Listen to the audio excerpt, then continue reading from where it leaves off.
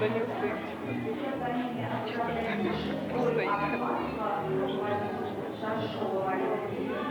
Ну, типа, просто недавно видно, стоит, знаете, на экране сидит.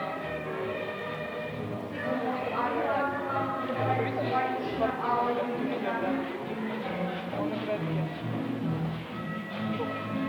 Что все делают такие? Потому что они черные. Расисты.